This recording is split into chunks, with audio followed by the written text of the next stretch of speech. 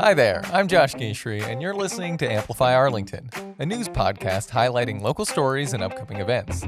Let's dive into our stories, starting with Ed and the recent Disability Pride celebration. Hey, good afternoon.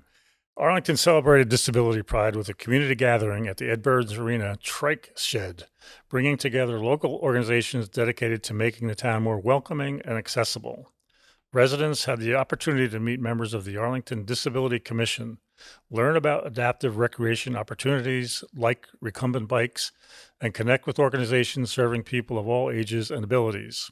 One highlight was Arlington Soccer Club's TOPS soccer program, which creates an inclusive environment for athletes with intellectual, emotional, or physical disabilities. And I think we'll go to Gene next for another story. A new exhibition has opened at 13 Forest Gallery, featuring work by a collective of printmakers exploring working backwards through printmaking. The show's title is A Fitting Figure of Speech. Printmakers often need to prepare elements of an image in reverse. Layers of ink are then applied sequentially to reveal the final design. 15 local printmakers are featured, and their works will be on display through September 11. Kristen. Yes. Arlington's Art in the Park celebration brought together art and history during this annual tradition. Visitors participated in community crafting activities before joining the Cyrus Dallin Art Museum for a sculpture and architecture walking tour through Arlington Center. Led by museum co-founder and board president Jerry Tremblay, the tour explored the stories behind historic buildings, Revolutionary-era landmarks, and Cyrus Dallin's public sculptures. The next tour will be on Thursday, August 13th from 6 to 7 p.m. Josh? As a reminder, Arlington opened 3 cooling centers throughout town where residents can take a break from high temperatures during designated hours. The centers at Calvary's Church, St. John's Episcopal Church, and Arlington Eats provide air-conditioned spaces for anyone needing relief from the heat, especially older adults and residents who don't have access to reliable cooling. Hours of operation are available through the Town of Arlington's website. Here's some upcoming events to look forward to. On Sunday, August 9th from 12:30 to 2 p.m., the Tiny Shed Arts and Discovery Series will continue with a performance by Detour, whose musical stylings span pop, rock, soul, and jazz. The free Sunday afternoon concerts are presented through the partnership between Arts Arlington and several community organizations, bringing live music to the Bikeway in Arlington Center. Another partner in that group is the Arlington Tourism and Economic Development Council. On Monday, August 10th from 5 to 7 p.m., Bring Your Own Craft Night at Maxima Hive offers a relaxed evening of making, conversation, and tea for teens and adults. Local artist Patricia Alejandro will be on hand to offer tips and guidance for your knitting, embroidery, crochet, drawings, or whatever creative projects have been patiently waiting for your return. Participants should bring their own supplies, though a limited selection of kits will be available for purchase. Registration is required at maximacenter.com. On Saturday, August 15th from 2 to 4 p.m., 3 Arlington museums are joining forces for Family Day, an afternoon of hands-on activities celebrating local history, art, and culture. Hosted by the Arlington Historical Society, the Cyrus Dallin Art Museum, and the Old Schwam Mill, this event includes interactive exhibits and a storytelling performance by public historian Sean Osborne. His presentation, Freedom Further Extended, explores the lives of Black patriots Lemuel Haynes, Quock Walker, and abolitionist Sarah Peters, emphasizing ideals first articulated during the American Revolution. Admission is free and activities will take place rain or shine. Josh? On Saturdays through September 26th, the Arlington Historical Society's Concert and Beer Garden series continues at the Jason Russell House. This event, this Saturday, August 8th, from 2:30 to 6:30 p.m., features performances from Fuselage and Kingsley Flood on the historic lawn, along with food from Atrevete, Aprobar, and beverages from Arlington Brewing Company. It's a chance to enjoy local music in one of Arlington's most historic settings. And as we all know, history and beer go well together.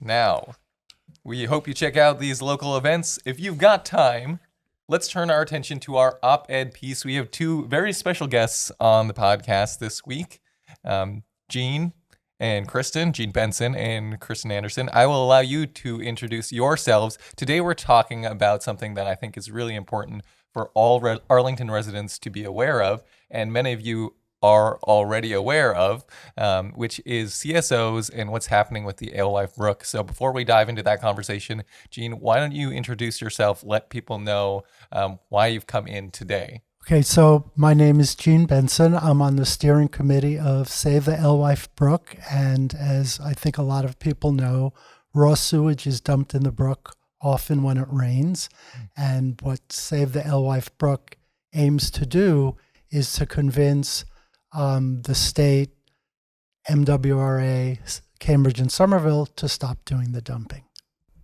Great. And Kristen? Yeah, my name is Kristen Anderson, and I'm also a steering committee member at Save the Alewife Brook. I'm also a former abutter to the brook. I had the brook floodwater come into my house through the back door. I had no idea what was in the water. My neighbors didn't know what was in the water, and we all got sick from it. And so that's why I'm here today, because I want to make sure that this doesn't happen in the future. And we have right now a once-in-a-lifetime opportunity to see the problem fixed. And one thing that Save the Alewife Brook has done, besides bring attention to the matter, is to find solutions. And we see solutions. And so we're pushing forward a positive plan to end sewage pollution at Alewife Brook. So before we go in a little further, can you tell me a little bit about the history of Save the Alewife Brook, how it got started, and some of the major things that are going on? If people are not aware, if you haven't signed up for updates from the town, I highly recommend doing so.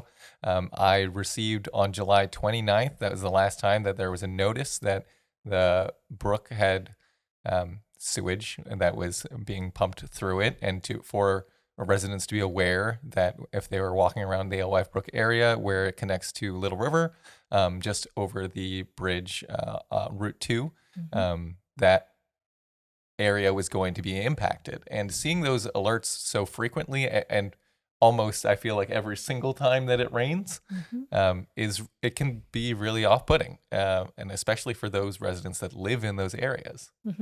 Yeah. So I started this group after complaining repeatedly to my friend David White, who's a longtime member of the Conservation Commission, about this ongoing combined sewer overflow, sewage pollution being dumped into Alewife Brook. And we decided, and David said, well, why don't we start a group and start letting people know about it? Because when I would tell people about this, they were in complete disbelief. They could not believe. Very few people were aware that this was happening. This goes back to days of the pandemic in 2020. And so we decided that we would start this group, and we would start with a tour of the combined sewer overflow outfalls along the brook. And so we put flyers up, and we called some friends and sent out some emails, and we asked them to join us at the Mass Ave Bridge over in Bicentennial Park by the brook. And David Stoff showed up, and he's a longtime abutter. And George Late showed up, and he's lives a couple blocks away from the brook. And Ann McDonald showed up, and she's a Cambridge resident who lives on the other side of the brook. And we said, okay, we're going to take a tour of these CSOs. Well, we didn't even know where the CSOs were or what they looked like. Luckily, because David Stoff was there, I said, okay, David Stoff, can you show us where the CSOs are? Yep. And he was like, you don't know where the CSOs are and you're giving a tour? He's like, okay, I'll show you. And that was the beginning of it. So we just started from there, and we started a website and started collecting names on a petition. And we have thousands of supporters. And David White said we have to get Jean Benson involved in this. And Jean brings immense. You bring a lot to the table. So, Jean, why don't you talk a little bit about your knowledge and experience? Okay, but first, I do want to say for people who don't know that these CSOs are basically pipes that dump into the brook when it rains. And there are 6 of them in Alewife Brook. One is from Somerville, one is from Mass Water Resources Authority, and 4 are from the city of Cambridge. And Alewife Brook has more untreated sewage going out of CSOs than anywhere else in the Boston metropolitan area. So this little brook is the worst of any place in the Boston metro area. So I was an environmental lawyer, an environmental justice lawyer for much of my life, and worked a lot on Clean Water Act issues. And actually, for a number of years, I worked at the Massachusetts Water Resources Authority, but I left in 2003, so I've been gone long enough to feel comfortable in doing this work on this side. Mm-hmm. Yeah. I guess if I could throw in again here, Josh. Even using the term, to me, CSO, it's kind of jargon. I think I almost wish we could invent something else that says what it really is. It's a sewage discharge, It's a raw sewage discharge pipe. And Yeah. Jean has a good point. Like, and even you, when you didn't really even know it was coming from, it's like it's still kind of a mystery. I think to most people, it's like, okay, what is it? What's happening here? And just to repeat some of what Jean said, it's like the sewage treatment plants, as much as they've been updated at Deer Island, you can't get the flow. It can't handle the flow when there's a mixed heavy rain and the normal raw sewage flow. So it has a backup release system where it's designed to blow it into nearby open water bodies. Mm-hmm. And, in the big picture, Jean mentioned the number of sites, and I was doing some math looking at things, but there's one that looked like a real culprit to me is Cambridge 401A. It's another Yes. jargon Yes. title. And it last year, 2025, I showed put out 9.5 million gallons. But even there, the engineering reports that one looks at, they call them MGs. And to me, it's Right. sort of softening somehow what we're talking about. We're talking millions of gallons of raw sewage That's right. mixed into a small brook that has really not a lot of volume Right. or a lot of movement in it. In a normal day, that brook's not really moving that much. But what's funny to me, I picked up on one thing. It is linked to heavy rainfalls and climate change and so forth. And these things were designed, probably these sewer systems are 100 years old when they built these CSO concepts. They thought it was a good thing back then, probably. It was to discharge it somewhere. But there was one number that jumped out at me at that 401, that site 401A. If you look at 2025, between August 14th and October 20th, it's roughly 60 days. 63% of its volume came out in the storms in that short 60-day span. And that was like just under 6 million gallons. And that's gallons, 6 millions of gallons. It's like one can picture millions of gallons. It's, when your toilet flushes, you're talking 2 to 5 gallons, depending on how old and how efficient system you have. So divide, say, 4 into that number. That's like that many toilets flushing. And, in Ed, 2 months. You make an important point, which is, so in 2021, a little more than 50 million gallons of sewage, combined sewage, was dumped into the brook. But you don't spread that out over 365 days. It comes in short, intense periods. And one of the problems that's worse in the brook than anywhere else is that when it rains a lot, the brook overflows its banks, and then it goes onto the public path. And we have pictures and videos on our website of people with baby strollers going through the contaminated waters, little kids riding bikes through the contaminated waters, people running, jogging through the contaminated waters. So not only is using a brook as a open sewer unacceptable, but allowing it to flood into the park, and as Kristen said, in really bad storms, into people's backyards and into people's homes, is unacceptable. Yeah, there are, and it's a very densely populated area. There are about 5,000 people who currently live in Alewife Brook's 100-year floodplain. So it really impacts a lot of people. Many people use that path. It's very popular, and it's really a beautiful place to be, except for the sewage. But on most days, it smells terrible. I mean, it reeks. I know that our friends in Cambridge and Somerville want to see this problem solved too. They also use that parkland. It's not just Arlington that's impacted. But Ed, you mentioned CAM 401A, which is the technical name for the CSO outfall that's at the MBTA station land. And that is the worst sewage outfall in all of the greater Boston area. And possibly the second worst one is downstream at the Tannery Brook CSO, which is Somerville's Alewife Brook CSO sewage outfall. Is that 001A? Yes. Yes, SOM 001A. We call it the Tannery Brook CSO because it used to be a brook. There used to be a brook there, and then Somerville, at the end of the 19th century, in the 1800s, basically buried it in the ground, put it inside a concrete box. And at first, it was just water that flowed through it, but then they started adding sewage to it. Now that outfall is also really bad. And that one, it doesn't even do a very good job of screening out what MWRA refers to as floatables. And floatables are things that, like toilet paper, like solid human waste, like just the grossest thing you can imagine. Condoms, used tampons. I mean, it's just absolutely disgusting. So yeah, you could have this amazing, beautiful stream going through these densely populated neighborhoods, but instead it's an open sewer. So yeah, we look to fix that. Good.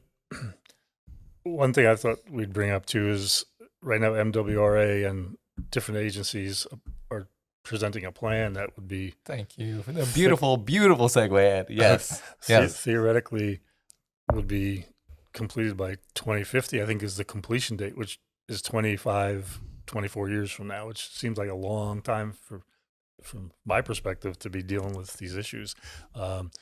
I know your group did a letter to your Arlington editors and they published that, which is great. I think it had some good links too that you could talk about as far as people can do some public hearing commentary sessions in person and virtually. There's one virtual coming up August 10th that I think we'd like this group to be, whoever's listening to us, sign up for that and do something about.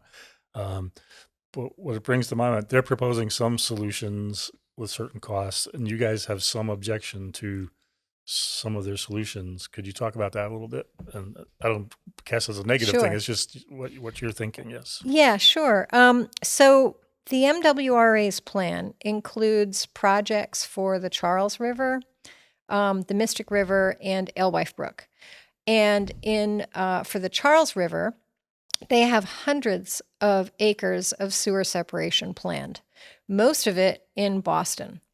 Can we just interject? Sewer separation is when they get into the 21st century and they go into the streets and they put a separate sewer in, so then you have one for stormwater and one for the sewage.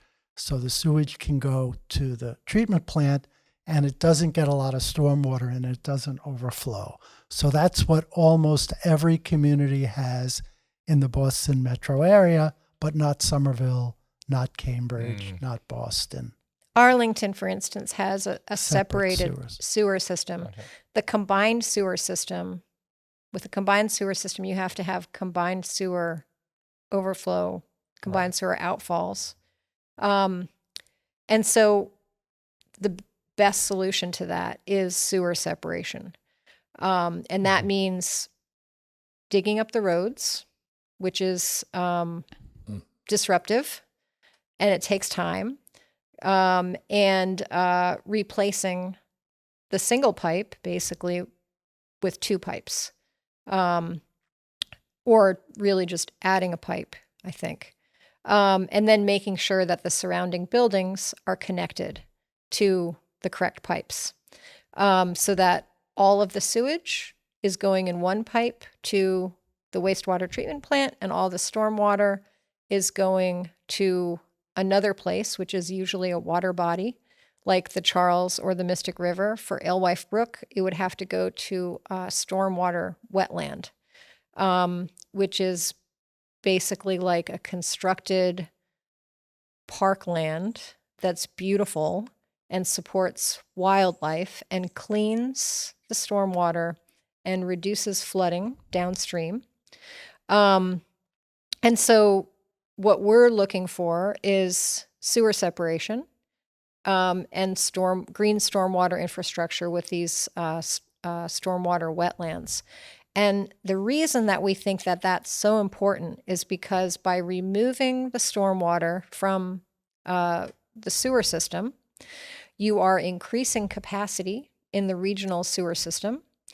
You're not wasting money by treating stormwater at Deer Island.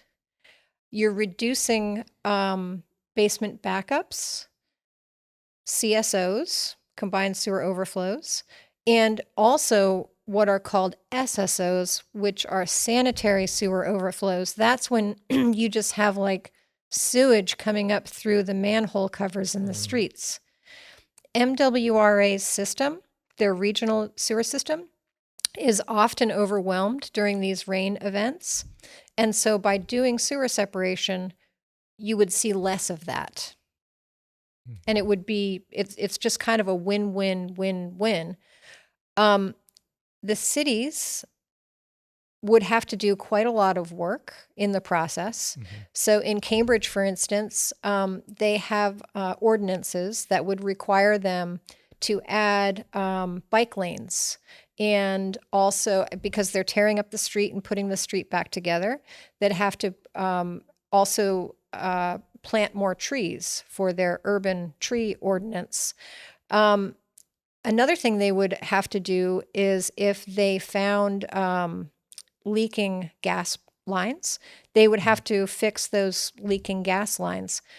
We hear these things and we think, this all sounds great. Yeah. We talk to Cambridge residents and they're like, that sounds great. I want that for my neighborhood. The disruption is real though. So, and there's quite a lot of, it's a lot of work and it would be expensive. But the money is there to support doing it from the Massachusetts Water Resources Authority. And so we're saying, well, why not just do that? Because the plan that they have presented is 99.9% tanks and storage and only 0.1% sewer separation. So that means that once you have these larger storms, and those larger storms would be likely flood events as well, you're going to have way more sewage going into the brook because you haven't done any sewer separation. So the solution is sewer separation. Bring the old infrastructure up to date. Modernize it.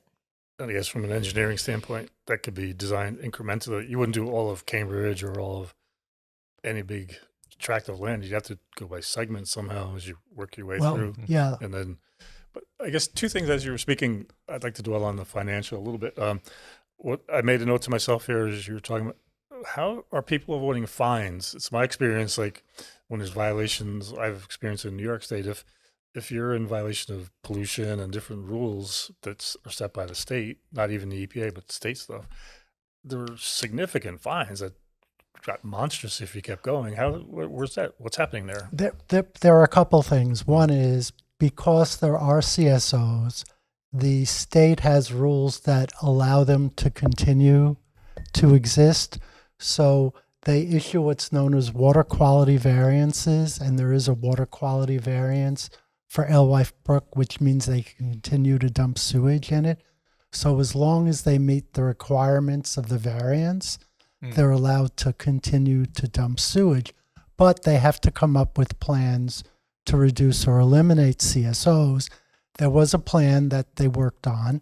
It didn't completely work, so that 2 of the 6 ones in Alewife Brook, the Somerville one and Cambridge 401A, don't even meet those limits. And they have to come up with a new plan. That's what's out for public comment.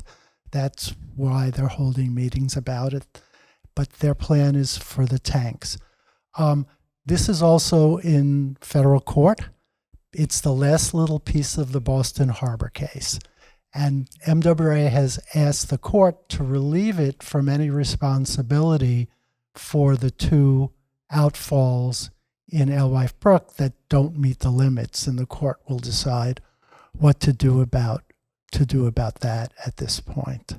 So it's a complicated sort of regulatory process. It would be great if there was some sort of enforcement action taken against them for the 2 ones that are out of compliance right now. But really the bigger picture is, let's get a good plan and not the plan that they've proposed to fix it. So what would people do to promote the plan that you guys like? Would they attend these public comment sessions, and then will that be effective? I don't know. There is an open comment period that's happening right now. We have just published a blog post on our website with information about this. SaveTheAlewifeBrook.org. SaveTheAlewifeBrook.org, that's right. There's a link to providing public comment there.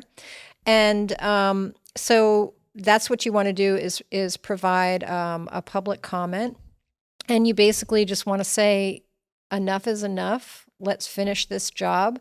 MWRA did an amazing job with Boston Harbor, cleaning that up. I mean, it used to be disgusting, just absolutely disgusting. We should have a safe place to a safe park to go to, a safe path to walk and bike along, and we should have neighborhoods that are safe to live in. Yeah. Well, Great. Jean, Kristen, thank you so much for coming in to talk about this. Please check out SaveTheAlewifeBrook.org.